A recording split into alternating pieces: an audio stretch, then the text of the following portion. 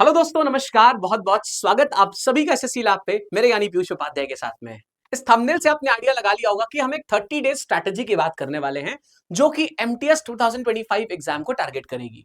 अभी इसका exact date तो अभी पता नहीं चल पाया है, लेकिन अगर हम अटकलों की माने तो दिसंबर के फर्स्ट वीक से मोस्ट प्रोबेबली इसका एग्जाम हो सकता है। तो अगर मेरे पास में एक 30 डेज का पार पैक प्लान हो, जिसको हम स्प्रिंट भी कह सकते हैं, क्योंकि अभी तक आप धीरे धीरे चल रहे थे लेकिन अब एग्जाम लगभग एकदम करीब आ गया है, तो अब रिक्वायरमेंट है आपको एक स्प्रिंट मारने की। स्प्रिंट होता है एकदम लास्ट मोमेंट पे जब आप फुल फ्लेजेडली किसी चीज के अंदर इन्वॉल्व हो जाते हैं ना, ये होता है स्प्रिंट। तो अभी रिक्वायरमेंट है आपको 30 डेज के एक स्प्रिंट को करने की। तो आज का वीडियो आपको स्प्रिंट के लिए बिल्कुल तैयार करने वाला है, तो वीडियो को लास्ट तक जरूर देखिएगा। और अगर आप चैनल पर नए हैं तो सब्सक्राइब जरूर कर लीजिए, क्योंकि रात को 8 बजे आती है मेरी एमटीएस इंग्लिश की क्लास, जिसमें मैं आपको फुल मार्क्स टारगेट डेफिनेटली करवा दूंगा। तो चैनल का पार्ट बनिए और रात को रोज 8 बजे मेरे साथ जुड़ा करिए। चलिए शुरुआत करते हैं। सबसे पहली बात करते हैं कि क्या सिर्फ एक या दो सब्जेक्ट पर फोकस करके काम चल जाएगा। तो एक बेसिक्स आपको मैं आइडिया बताता हूं कि ऐसा पॉसिबल नहीं है कि आप सिर्फ एक या दो सब्जेक्ट्स पे फोकस करें और आपका काम चल जाए। दोस्त देखो, ये मैं मानता हूं डेफिनेटली कि इस एग्जाम में जीएस और इंग्लिश बहुत इंपॉर्टेंट रोल प्ले करता है, ये बात सबको मालूम है। जीएस और इंग्लिश इसमें बहुत इंपॉर्टेंट रोल प्ले करता है, ये बात बिल्कुल सही है। जस्ट बिकॉज 75 मार्क्स ये लेकर आ रहा होता है। लेकिन अगर आप सिर्फ इन दोनों को ही प्रिपेयर करके चलेंगे तो बाकी जो सेक्शंस हैं उसके थ्रू आपकी कट ऑफ्स बहुत नीचे चली जाने वाली है, जिससे रिजल्ट ये होने वाला है कि आपका सिलेक्शन शायद नहीं हो पाएगा। तो मुझे इंग्लिश और जीएस को थोड़ा ज्यादा कंपैरेटिवली वेट देना पड़ेगा, उसके ऊपर थोड़ा ज्यादा मेहनत करनी पड़ेगी as compare to reasoning and maths. तो किस तरीके से हम बैलेंस करके चलेंगे, चलिए इस पे स्पेसिफिकली बात करते हैं। इसके लिए एक्चुअली में आपको 3 फेजेस को फॉलो करना पड़ेगा। पहला फेज आपको क्या करना पड़ेगा, देखिएगा इस फेज में आपको मैं क्या बताने वाला हूं, देखिए ध्यान से। पहला फेज है बेटा फाउंडेशन फेज।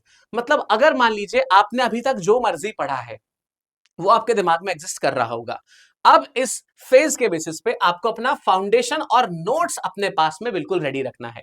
ये क्या होने वाला है, एक 10 दिन का प्रॉपर प्लानर होने वाला है। अब ये जो नोट्स हैं वो आपके पास में कहीं ना कहीं बिखरे हुए पड़े होंगे या कहीं आपके पास में कंपाइलेशन होगा। उन नोट्स के थ्रू आप अपना फाउंडेशन स्ट्रॉन्ग करेंगे। क्या क्या स्टेप फॉलो करना होगा, देखिएगा।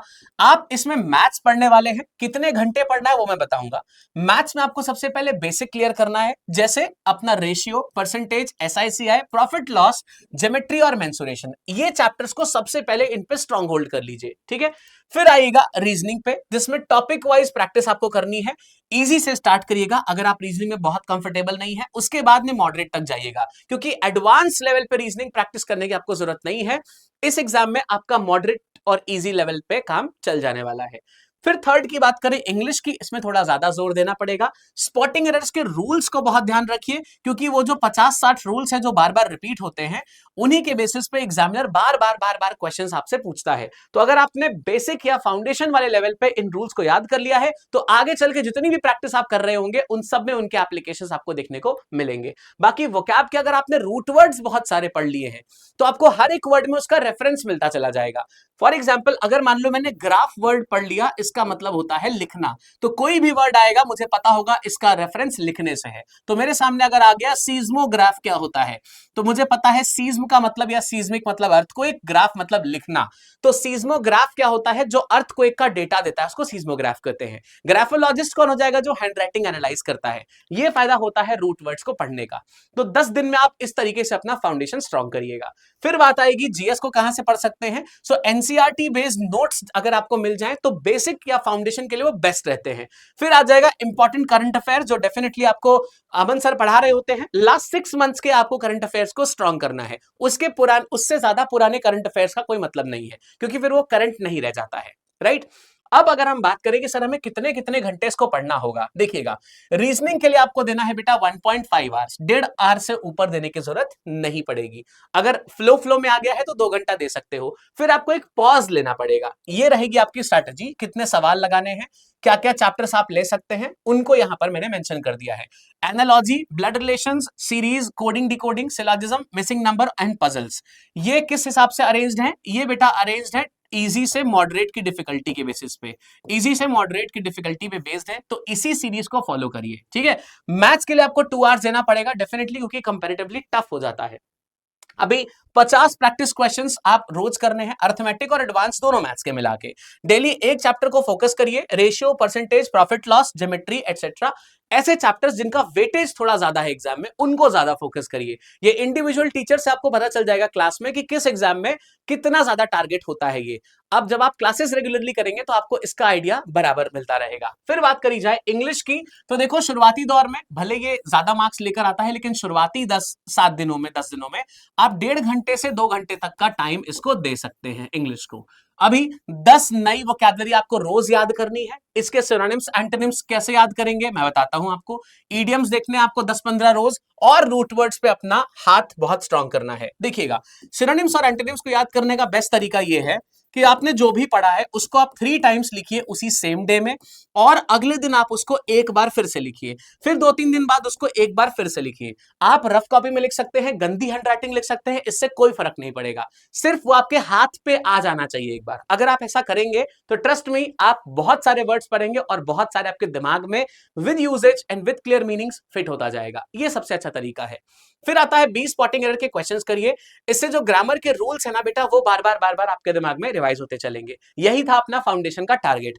और एक क्लोज टेस्ट की प्रैक्टिस, एक रीडिंग कॉम्प्रिहेंशन की, या कम से कम 4-5 रीअरेंजमेंट के क्वेश्चंस की प्रैक्टिस करते रहिए। इससे आपका जो कॉम्प्रिहेंशन वाला पार्ट है वो भी इंप्रूव होता रहेगा। जीएस के लिए आपको रखना है 2 आवर्स, क्योंकि सिलेबस होता है बहुत ज्यादा वास्ट।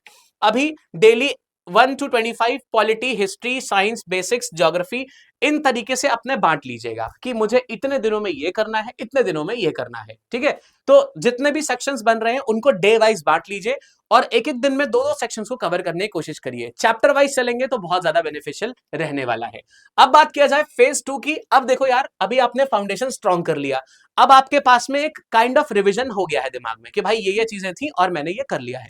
सेकंड फेज आएगा आपका इंटेंसिव प्रैक्टिस। अब आपने सब कुछ पढ़ लिया है, सब कुछ रिवाइज कर लिया है, अब प्रैक्टिस करने की बारी आ रही है। तो अब आपको मैथ्स में रोज कितने सवाल, 50 से 70 सवाल करने पड़ेंगे, ये मैं एटलीस्ट बता रहा हूं। लेकिन एक बात का बेटा बहुत खास ध्यान रखें, 50 से 70 सवाल का मतलब ये नहीं कि आप 4 घंटे बैठे हुए हैं, ये काम मत करिएगा। 50 से 70 सवाल भी आपको कितनी देर में ही करने हैं, मैक्सिमम 2 आवर्स में करने हैं, ये ध्यान रखिएगा। तो धीरे धीरे करके आएगा, लेकिन ये आ जाएगा, क्योंकि ऑप्शन बेस्ड क्वेश्चंस होते हैं। जब 10 दिन आप बेसिक या फाउंडेशन पे काम कर चुके होगे ना, तब ये चीज आने लग जाएगी। 2 घंटे में 50 से 70, फिर ऐसा होगा कि 1.5 घंटे में ही करोगे, फिर 60 मिनट में 60 सवाल का भी टाइम आएगा। तो इस तरीके से धीरे धीरे चलता जाएगा। अगर बहुत एप्ट नहीं हो तो 1 मिनट में एक सवाल लगाना थोड़ा चैलेंजिंग होगा, बट स्टिल हो जाएगा। रीजनिंग में puzzle, mix sets, high level coding और डिकोडिंग, ये वाली 3 चीजें सबसे ज्यादा प्रायोरिटी पे रखिएगा, क्योंकि इनसे क्वेश्चंस बनने के चांसेस सबसे ज्यादा देखी जाती हैं। फिर इंग्लिश में आपको मिक्स्ड एरर, स्पॉटिंग एरर्स करने हैं, क्लोज टेस्ट पर ध्यान देना है। अब देखो, ये जो एरर वाले स्पॉटिंग के सेट्स हैं, इससे आपका ग्रामर रिवाइज हो गया, और क्लोज टेस्ट से आपका कॉम्प्रिहेंशन बहुत अच्छा हो जाएगा, है ना। और जो रीडिंग कॉम्प्रिहेंशन के क्वेश्चंस आते हैं वो कंपैरेटिवली स्टूडेंट कर लेता है, क्लोज टेस्ट में फंसते हैं।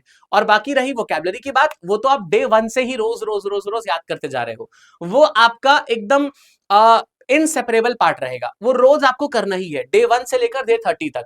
वो पढ़ाई में ना गिनो, वो हमेशा की हैबिट मान लो, वो तो करना ही है, वरना भूल जाओगे। नेक्स्ट आता है जीएस में, इसमें 1 लाइनर नोट्स को बना के रिवाइज करने स्टार्ट कर दो, और पीवाईक्यूज जितने हैं, कम से कम पिछले 5-7 सालों के पीवाईक्यूज को, सारे शिफ्ट के पीवाईक्यूज को लेकर उनको एनालाइज करना शुरू कर दो। फिर आता है मॉक टेस्ट लगाने का, रोज 2 मॉक्स लगाओ, सुबह और एक शाम को।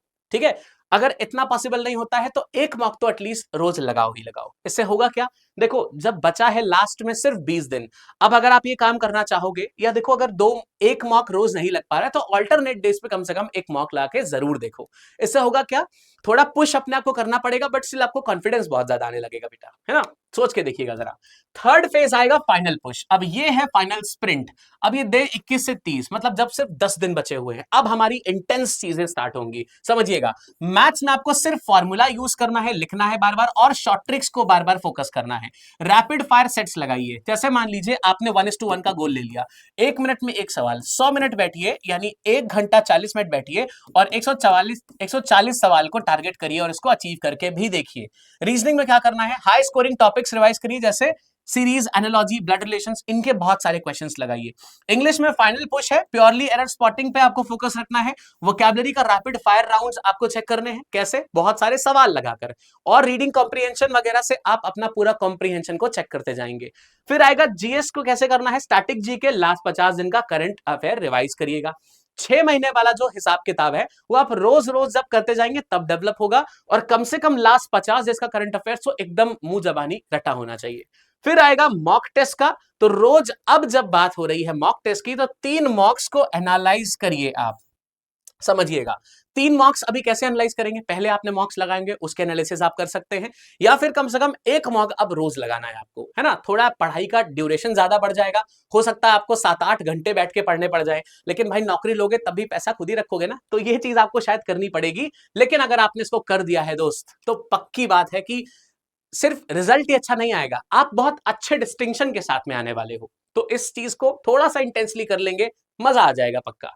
अब देखो वीकली फोकस क्या रहेगा, 7th डे पे आप हर 7वें दिन पे कितना आने वाला है, 4 आएगा, सिर्फ 4 आएगा 30 दिन में। तो संडे को आपको सिर्फ फुल मॉक लगाना है, पूरा कंप्लीट रिवीजन करना है, ये रखिएगा, है ना। पूरा रिवीजन करेंगे जितना हफ्ते भर में पड़ा है, और पूरा मॉक लगाएंगे। बाकी मंडे टू सैटरडे जो बताया है वही चलेगा। फिर जीएस को वन लाइनर्स के हिसाब से रिवाइज करिएगा, मैथ्स के फॉर्मूले लिखिएगा, इंग्लिश के वोकैब का एक नोटबुक बना लीजिएगा। ये 3 चीजें हैं जिनको आपको लगातार रिवाइज करना पड़ेगा। क्या क्या, जीएस के वन लाइनर्स, मैथ्स के फॉर्मूला, और इंग्लिश की वोकैब, ये चीज आपको लगातार अपने हिसाब में मेंटेन करनी पड़ेगी। चलिए ठीक है, बढ़िया हो गया सर। अब बताइए कि हम इसके सोर्सेस क्या हैं। तो देखो, इंग्लिश के लिए आप मेरी क्लास फॉलो करिएगा, शाम को 8 बजे आती है, ठीक है। सुबह बरखा मैम की क्लास आती है, वो भी फॉलो कर सकते हैं एमटीएस के लिए। फिर आता है जीएस, कहां से पढ़े, अमन सर से पढ़ सकते हैं आप, अमन सर की क्लास सुबह 9 बजे होती है। फिर रीजनिंग कहां से पढ़े सर, स्वप्निल मैम से पढ़ सकते हैं, क्लास होती है उनकी 12:30 के बाद में। फिर मैथ्स उत्कर्ष सर से पढ़ सकते हैं, सर की क्लास होती है सुबह 10:30 बजे, तो आप उत्कर्ष सर की क्लास पढ़ सकते हैं। एचएफटी सीरीज चल रही है, वहां से आप बढ़िया से लिंक कर सकते हैं, ठीक है। सर हमने क्लास से सब कुछ पढ़ लिया है, अब क्वेश्चंस जो इतने सारे आपने बताए हैं 70-50 रोज क्वेश्चंस कहां से लगाएं, इसके लिए आपको चाहिए एकदम relevant, to the point and upgraded से क्वेश्चंस। कहां मिलेंगे, प्रैक्टिस पैक में मिलेंगे। तो अगर आपको क्वेश्चंस की रिक्वायरमेंट है तो बेटा आपको प्रैक्टिस पैक का प्लान का पार्ट बनना पड़ेगा। कैसे बन सकते हैं, आपको lab.live पे जाना पड़ेगा और अपने लाइफ सेविंग 600 रुपीज खर्च करने पड़ेंगे। ये लाइफ सेविंग क्यों बोल रहा हूं मैं, क्योंकि एक बार इसको आप खर्च करेंगे ना, आप you will thank me again and again कि प्रैक्टिस पैक एग्जैक्टली रिलेवेंट ही है जैसा एग्जाम चाहिए। तो इसको बाय कर सकते हैं आप lab.live पे जाके। डिस्काउंट कूपन याद रखिएगा, ये है LAB135।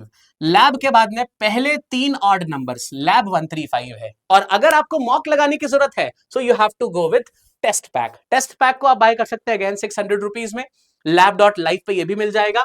कैसे, डिस्काउंट कूपन क्या रहने वाला है, अगेन इसका डिस्काउंट कूपन है बेटा lab135, लैब 135 डिस्काउंट कूपन लगाइए और इस टेस्ट पैक का पार्ट बनिए।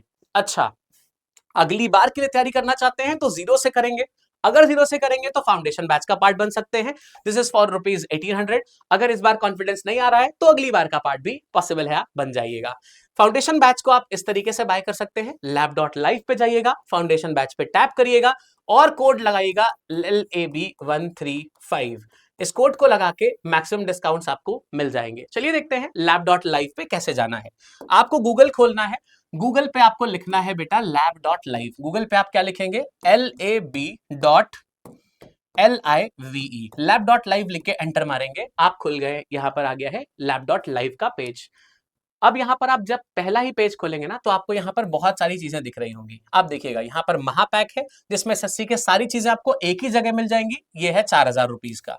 फिर आप आगे बढ़ेंगे तो आपको बहुत सारी चीजें यहां पर और मिलेंगी, जैसे जीएस का इंडिविजुअल बैच, तेजस 2.0, फाउंडेशन बैच यहां से आप बाय कर सकते हैं, 1800 का है। बाय नाउ पे क्लिक करिएगा, नंबर डिटेल्स भरिएगा, फिर डिस्काउंट कूपन की जगह पर आपको लिखना है लैब 135। थर्ड स्टेप में आपको डिस्काउंट कूपन लिखना होगा जो है लैब 135।